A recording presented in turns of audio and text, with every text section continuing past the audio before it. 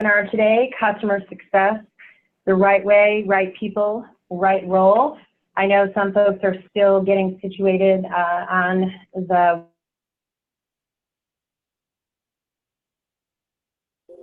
my name is Tracy Wick, and I lead the Sales Talent Management part of GrowthPlay's business. GrowthPlay is the leading research-based sales effectiveness consulting and training firm. And today's topic is very hot, customer success. There's probably nothing that I get asked about more these days with customer success. So I'm excited to share some of our observations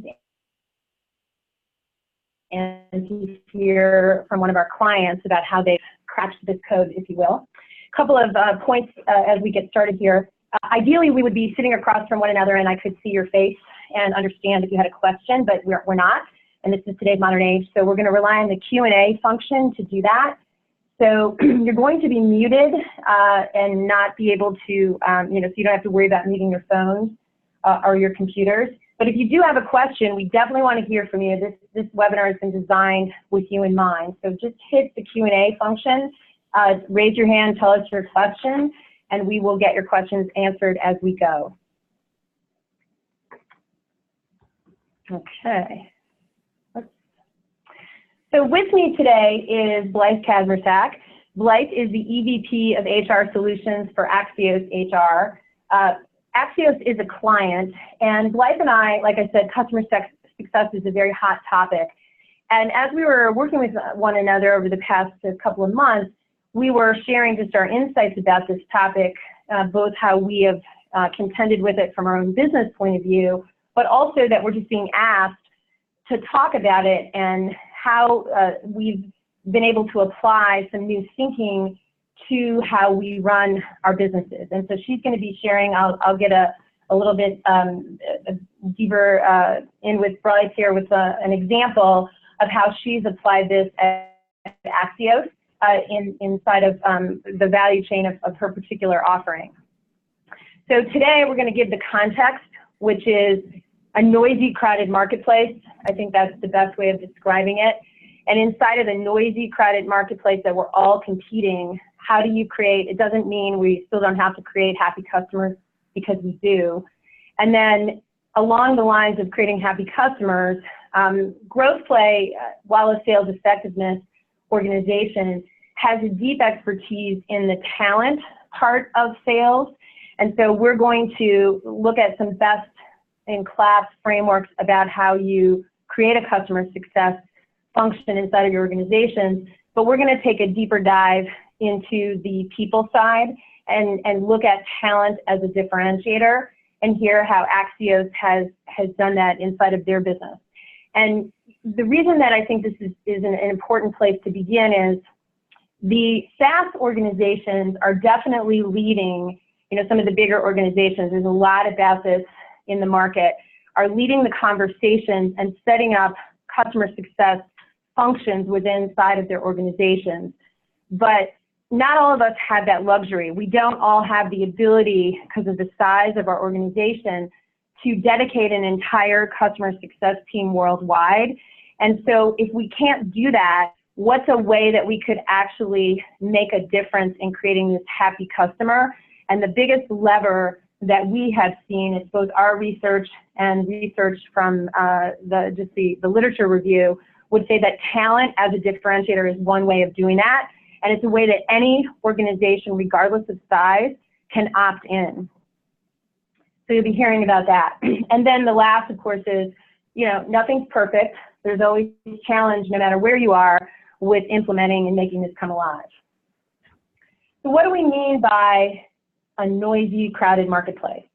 Well, I think it's an interesting place to consider that if you think about sales and you think about customers, customers have more agency today than they've ever had about how they buy our products. And I think this is true no matter whether you're selling B2B or B2C. And what I mean is, by agency, is they have more choices about how they buy, where they buy, when they buy, from whom they buy.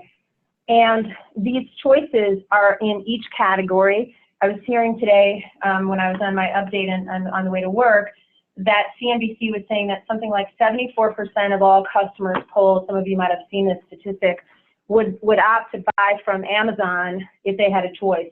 Now, I didn't dig into the research about it, but I think that that particular viewpoint is permeating every aspect of how we go to market.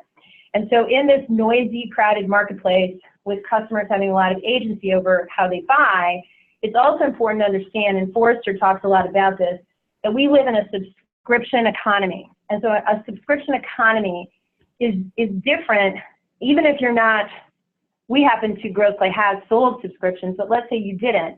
You're still in a different framework in today's world based on this, because the economic value of a customer relationship is not monetized upfront necessarily, but over time. And this means that the duration of a relationship has greater impact on the company's health, and so getting that relationship right is really important.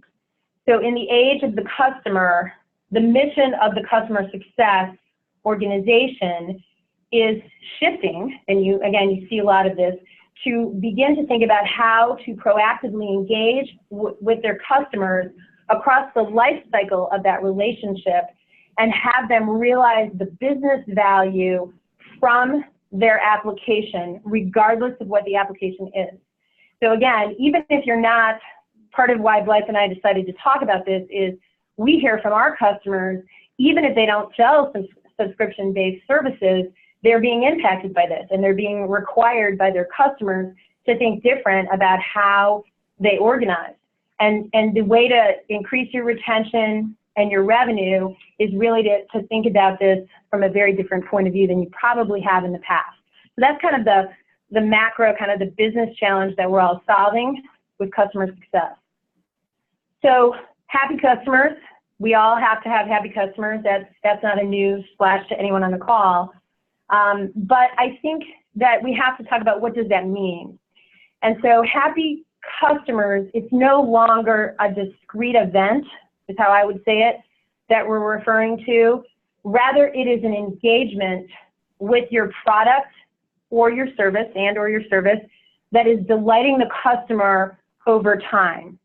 It's creating value for the customer over time. So what's interesting, and you'll hear this, I think both from Growthlight's perspective, you're probably living it, those of us, on this webinar, but also from Axios, is that expertise now has a premium in delighting customers that it never had before. It used to be, and if you think about some of the ways we've organized to serve customers, you have customer success versus customer service versus account management versus customer experience. All these sometimes are used interchangeably when they really shouldn't be, because what you're really talking about is an expertise that is going to have the client, the customer, your customers, whoever they are, really receive value in each interaction.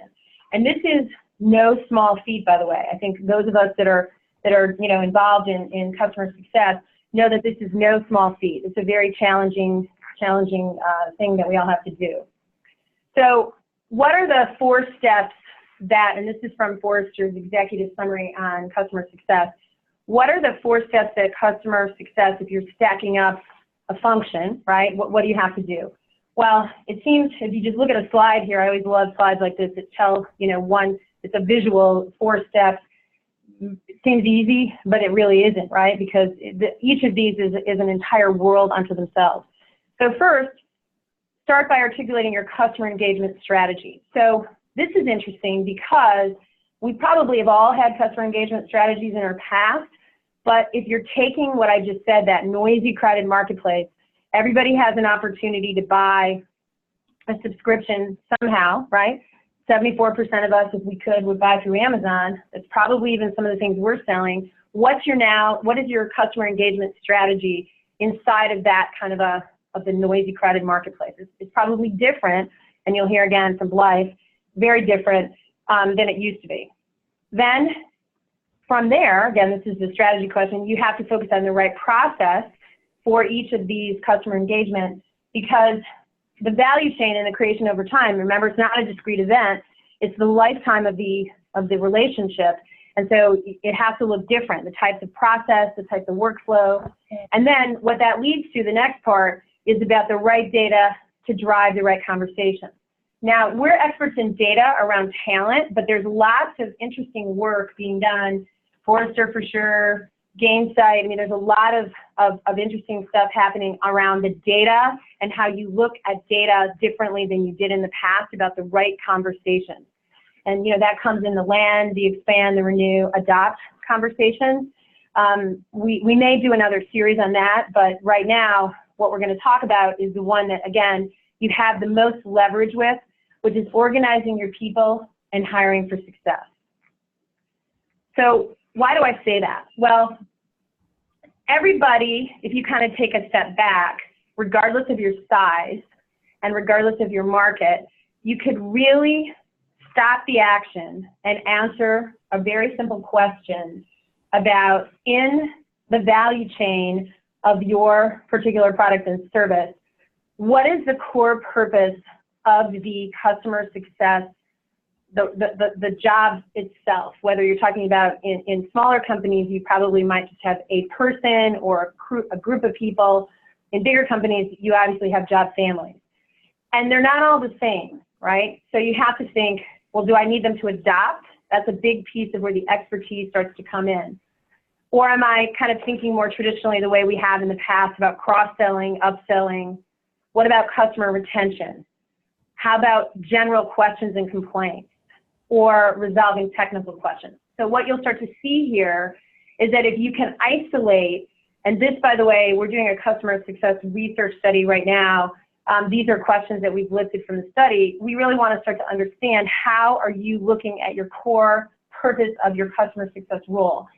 If you can get really clear about this, then you can start to think about the next part, which is, how do you organize for success? And if you are understanding that not all customer success roles are the same, you really have to have the sense of, what am I trying to accomplish with this interaction with the client? Then you can start to have, which, by the way, I think this is probably the #1 challenge that I hear from customers, is there's a lot of people overlapping, drop balls. People aren't really sure who should be doing what. There's double quotas, you know, for retention and renewals and things like that. But if you don't understand the first part, which is the core purpose of the role, it's very challenging to start to organize people for the success in terms of how they all work together. Okay, let me stop and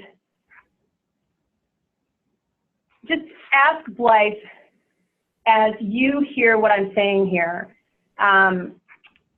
I think this is a good time to kind of introduce, just like kind of high level, who Axios is, and then I'm going to talk to you about how you've kind of cracked this code of, do you know what makes your customers happy? Because I think you were very rigorous, Blythe, in understanding the core purpose of your role, and then I think you got really clear about how is it that your customers across the life cycle of their engagement with Axios were really clear about what it is that would make them happy. Let me just move up here. Yeah, so just a bit about Axios is we are centered on supporting small business, somewhere between 5 and 100 employees that are based in Michigan. We're an HR outsourcing company, and we basically sell a software platform that's a full service HR platform, but we wrap it with a bunch of services and add-on products. So from the concept of a subscription economy, our clients basically buy our services as a package, and our challenge is really getting them to utilize all the stuff in that bundle.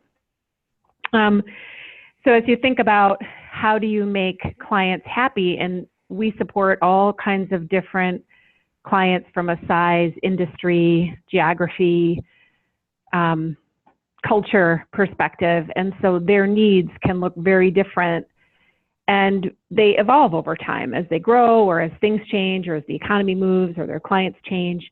And so one of the first things that I did when I got here, I've been at Axios about 4 years, was to figure out what did value look for our customer. And one of the things I started to realize is small business owners don't have time to learn HR jargon. And so we came up with a very simple framework of, if you're a small business owner, what are the 5 things that you basically have to worry about related to your people?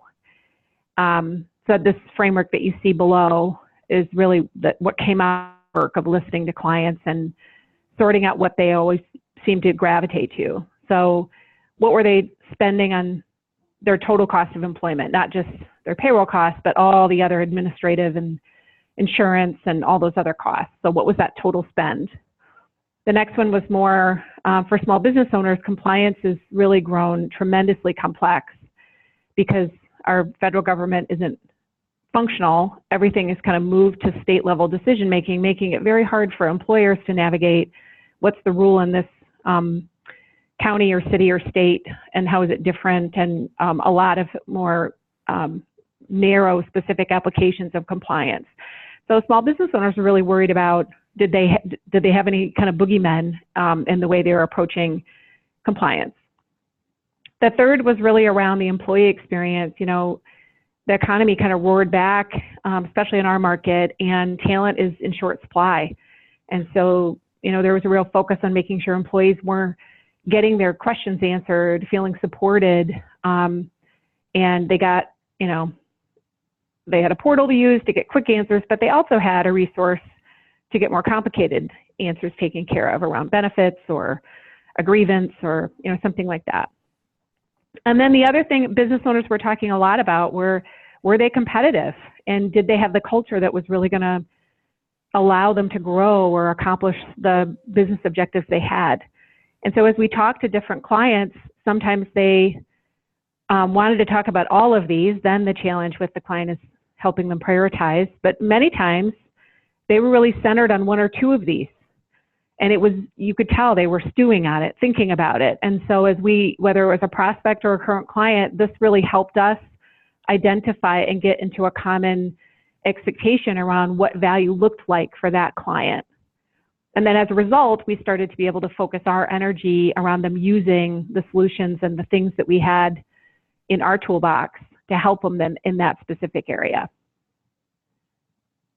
So it sounds like this is if we go back up to the slides about the core purpose and then organizing around, you know, the process, this is really the core purpose of what your business owners are looking for. They need to kind of have a viewpoint on these 5 different aspects of talent or their HR function, but they don't really need to be the experts. They're relying on you.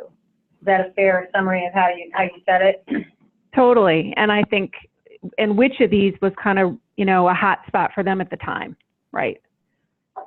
And that's going to be different based on each business, I would imagine, that you're serving. Yeah, totally. Like very new, young companies who work with a lot of startups, they're literally trying to just, you know, make sure they're not breaking anything, versus a pretty mature business might be really centered on, you know, competing in the market or handling the growth around getting people onboarded quickly, those kinds of things. Yep. Okay, very good. So then if we look at, if we kind of go back up, I'm jumping through a couple different slides here.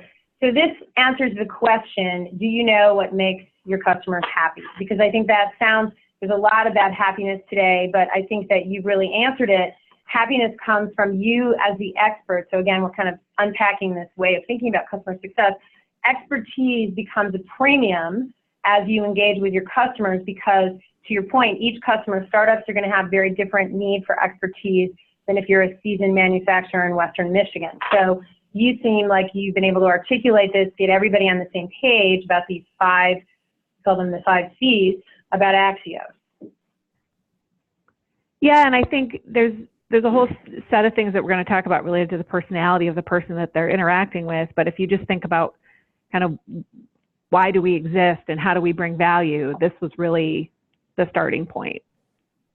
Yep. Well, I think if we're talking about how do you build your customer success, I think this is really the cornerstone.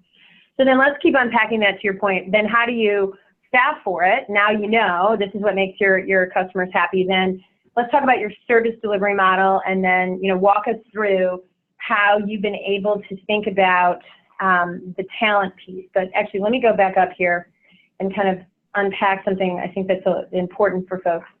So one of the things that we know from our research is everybody's got their opinions. This is kind of, and I think if you get everybody aligned on your value and how you're delivering that value to your customers.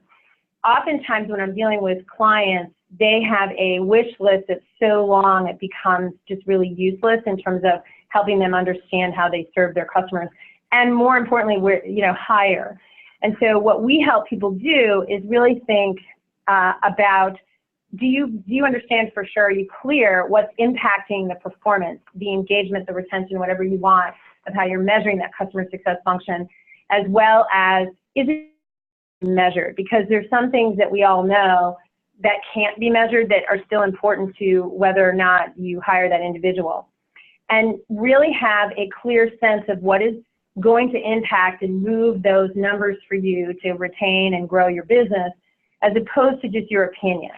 And so what I think has been really kind of fascinating is watching how you've been able to unpack that particular framework with your service delivery model. So why don't you just kind of walk us through that process and how we've been able to partner? Yeah, so the challenge around our business model is it is pretty broad. When you think about everything in HR, there's lots of different expertise areas. And so one of the challenges we had, when you think about a small business owner, they have a lot of hats they're wearing. They basically want to ask us a question or get direction or have us solve a problem, and they want to talk to one person and have it be done. That's part of our value proposition from an interaction model perspective is it should be easy, no friction. This is the thing, ask me what questions you need to ask me, give me an opinion if I need to make a decision, and then just do it, right? And so the challenge of kind of how do you create a interaction model where they can just talk to one person basically. And for us, we couldn't, when I got here, we had a very typical kind of sales and account management function that was very sales focused and then managed the renewal. But as we implemented a cloud-based system, added more complexity to our product offering, it really became important that we had someone that could help the client understand what we really had in that toolbox. We needed a lot more expertise. And what we found was the typical account management profile that was very strong on relationships, but wasn't a deep HR expert, wasn't helping them navigate well. And then we ended up getting feedback from clients that they didn't see the value. And so we started transitioning to the HR business partner, which is a 10 to 15 year person in the HR space that could talk to a business owner and figure out what of the 5 C's were an issue, what their expectations were, and really get to know that business and be that interaction point person. Now we had a portal that was behind us where you want to drive some of this more transactional stuff to self-service, and we've got other resources that kind of follow up on some of the transactional stuff that comes through there. And then payroll is kind of its own beast because it happens every week or two. It just needed its own interaction point. It usually was with a finance person, so it didn't seem to irritate the business owner. They kind of wanted to have that other person. But everybody else basically funnels through the business partner.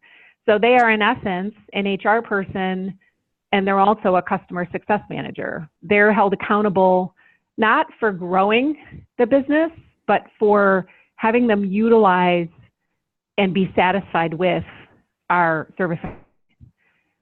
And then if you see on the far right where it says Centers of Excellence, we've got a bunch of specialty people and groups that do very specific things. And essentially, the HR business partner is pulling them in or helping them resolve issues as things come up.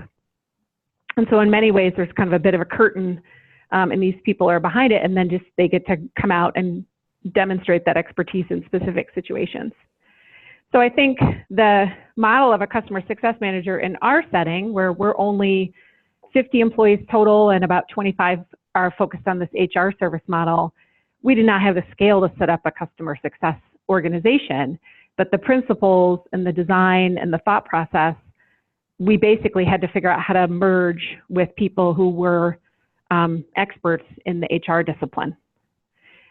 So that was really where the conversation started with Tracy, where I was trying to figure out how do I turn HR people into customer success people, or how do I change the profile and figure out how to get the folks that are in it to be performing differently. And that was really the challenge in a small business where you're not starting from, a clean slate and looking for new talent. You're really trying to figure out how to take the talent you have and morph it, that team over time to be delivering on this in this model. Yep, very good. I mean, I think that what you're describing is the world I think most people are living in right now. And again, I think if you think about where all the cutting edge research is being done, it's that the big technology companies, the SaaS providers are really leading the charge because they have I think we're all confronting the same expertise dilemma. They have the ability to set up an entire functional, staff of customer success. It doesn't necessarily really negate the problem of having to hire for experts though, right? Because that's kind of what we're saying here. Across that value, you really have to think about your expertise. And in your case, and this is, I think, true of lots of businesses, regardless of size, you want to look at the people that are standing in the business today and think about how you could deploy their talent differently. So let's take a look at this. So this is the slide that we use in a number of our different presentations, and I thought it was fun when we were preparing for this that you said, typically what we would say is that a dilemma that people have as you're thinking about finding that expert inside your company or outside, that the big mistake you make is looking for the purple unicorn. And the purple unicorn is the individual that's so perfect, the ideal, that he or she doesn't exist. But what was fun about the way you described his life is that you actually said, no, Tracy, you've helped me really understand what the purple unicorn is. So let's talk a little bit about that. So you were charged with setting up, this function inside your company, looking at your team, and how did we start to work together to unpack what that means for you, that purple unicorn? Yeah, so we started with one of the growth play assessment tools and basically had my team go through this assessment. And we had salespeople, this HR team, folks that were doing account management, and we started to understand, what I had is folks in the organization who demonstrated the skills needed to be a customer success manager. And then we had all different levels of expertise. And so we were able to use that assessment, and there was one specific person in my organization that was basically a prototype for what we were talking about. And so I was very interested to see what the results on the assessment showed. And it showed us basically that some of the HR folks I had were not, they did not have some of that raw drive and capacity to do what we were talking about, and some did. And what that really helped me figure out is who on the team was going to be able to be coached to do this and would enjoy it and find joy in the work, and who needed to be moved into a role where they were more playing a different position on the team. They were potentially more of a specialist or more of someone that was providing more operational support versus this customer contact point. And as we benchmarked everybody and started to figure out where the places where we saw the customer retention high and we saw customer feedback strong and lots of testimonials and referenceable clients correlated very strongly with the results on the growth play assessment. And so it really gave us clarity around what our gut was telling us around a person and translated it to a tool that I could use for helping to coach the people we had, as well as to help find new people where we were good at assessing whether they had the HR skills and background, but we weren't yet good at predicting who was going to be interested and coachable around these set of behaviors. Very good. And so I think that this next slide, I think, kind of unpacks a little bit of what you intuitively know. And so if you think about talent, there's a lot that goes into talent. And if we're talking about organizing your people and hiring for success, you could argue that this is a complete talent portfolio, a viewpoint of the various aspects of what you need to take a look at when you're hiring. And so, personality and intelligence is important, people's values, and they need to align, particularly in today's, there's a whole piece of work I know you and I have talked about purpose and the purpose-driven economy, and how even in, more so today, values and mindset kind of come together with the purpose. Then there's the skill, knowledge, and then ultimately the outer ring is what you just said, is that customer retention, the referenceable clients, all that, kind of the evidence that you've picked the right person. And I think that regardless of whether you work with us, it's really important that you unpack this equation for yourself, because you can be fooled. And I think you said it. You have your gut that you think, I know what is going to make the difference, but is it really? And so I think there's, the Customer Success Association talks about the art and science over the long term. That's how they kind of define customer success as really being applicable here, because you really have to think about these various aspects, because not all is obvious. Some is really easy to see and hard to change, and vice versa. So what I'd like to kind of unpack for you that I found fascinating, because I think this will be interesting for those on the webinar, was the element of curiosity, right? So one of the things that you and I were talking about, which by the way, we don't measure curiosity, so that would probably be, I think it would be probably like a value or a mindset, right, that demonstrates itself in certain ways. But you were talking about how you started to notice that curiosity, and the curiosity about problem solving in particular, had to be something that kind of came in your analysis in this equation as you were organizing your people. So can you just talk about that a little bit, how you came on to that? Yeah, so if you think about just different profiles of people, there are folks that are experts and they light up when they get to educate somebody else. There's folks that are very relationship oriented and they light up when they get to be in relation with somebody else, right, and form a connection. And either one could be successful in this role. The challenge was, like, if they're coming from a relationship posture, are they curious about how they could, improve that relationship or impact that person differently? Or were they just satisfied with having a good interaction?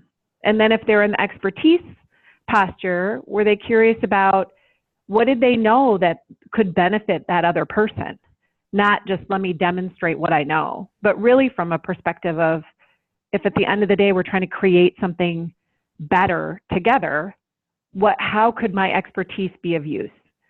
And so kind of having that orientation about seeing each interaction as an opportunity, and being curious about what it could look like, and not letting it become habitual or repetitive or form assumptions about what your customer wanted, I think was where I saw that authenticity come through to the client, where at the end of the day, we could have spent the same amount of time with clients. We could have had someone who was an expert or was relationship oriented, but when the client left that conversation, they felt like the person they were talking to cared and understood what they were trying to accomplish. And if that gets established, then problem solving gets a lot easier. If you don't get into that, you're kind of throwing stuff against the wall. And so I started to see the people who had that capacity just make progress so much more quickly with clients and build that rapport quickly and start to have an impact much more quickly. Yeah, very, very interesting. So then as you're thinking about hiring, how has this changed how you think about either the types of people that you're looking for, or the types of questions, or the process as you're selecting and recruiting for? Yeah, so I think we have had a hard time. This is a hard role to fill in the entire industry. Every time I talk to my peers, they're challenged with finding people who have a strong HR knowledge, but are really centered around this customer orientation and serving multiple customers. And I think what this assessment tool has helped us do in the recruiting process is, when our gut tells us we have somebody who might be aligned, what we've started to do is have them do the assessment and then actually show them the results in the interview and talk through our experience about, a lot of times what people are asking if they're good from a candidate position is, what would make me successful, or what makes someone successful? And using this tool to help them see, these are some of the things that it looks like you have some innate capability. but does this make you happy to do this stuff? Is this something that you're oriented to do? You know, do you enjoy it? And you can start to have an honest conversation about where they would be spending their time and what they would be needing to really grow and develop. And I think there's been some hires that didn't end up coming on board because it became clear to them, even though they could, they didn't want to. And there's others that have come on board, and I think their onboarding has gone so much more quickly because we were just able to communicate at a level of detail and kind of paint a picture that we weren't able to before. Very good. So you were able to just say, this is what it's going to take, and then the idea of tying that into the happiness factor is really, it sounds like, becomes like that straight line of that equation. And then people are either signed up for it or they're not, but you can now discern that. Right. Yeah. So then let me just move to a couple more slides and then there's a couple questions I'm going to talk about here. So talent analytics, which obviously we have a piece of our business as talent analytics, is really kind of what you're talking about, whether you use us or you talk someplace else, I think. And again, if you go back to any of the research about customer success, what's exciting as a research firm at GrowthPlay leading this endeavor, we see research as being integral to your decisions, and we call it the evidence that you need, right? So data and analysis to inform decisions. It's just how. It's how and what. Analytics means using data and analysis, and particularly there's not a magic behind it, but what's great about customer success now is that there's more opportunity to align on this. So how were you able to, so curiosity is one piece, but using the talent analytics piece with us, how have you kind of shifted just analytics in general as you're hiring? Is it sooner in the process? Is it later in the process? Because I think that's a question we get asked a lot, like, where do I plug this in? People see the need for it, but I think oftentimes people are struggling with at what stage, particularly in a tight market like you're describing, do they start using this analysis? So help us understand from your point of view how you've been able to do that. Yeah, so our process is the recruiter does a pre-screen, it gets to the hiring manager, we have the first conversation, interview. If that interview goes well, as a follow-up to that interview, we have them do the assessment, and then we'll come back together and go through it. And really, as a result of that, there may be a couple other folks we want them to meet, but at that point, what I've found personally is I'm clear on whether they're a good fit or not. What I'm assessing in that second conversation is it what they want? Are they going to stay, right? Is it going to be a fit from what they're interested in? So the first conversation, the pre-screening is more like skills, qualifications, salary match, that kind of thing. That second, the first interview with the hiring team is more, are they a good fit for the job? And then the third one is really able to use this assessment to validate what we thought we saw in the interview, yes or no. And then if it does match, kind of go back to the candidate and make sure we're aligned around expectations. Yep, very good. So we would call that the key to successful selection, right, which is to identify the natural strengths, which we measure with our tool, and then understand, to your point, kind of what differentiates in that particular position.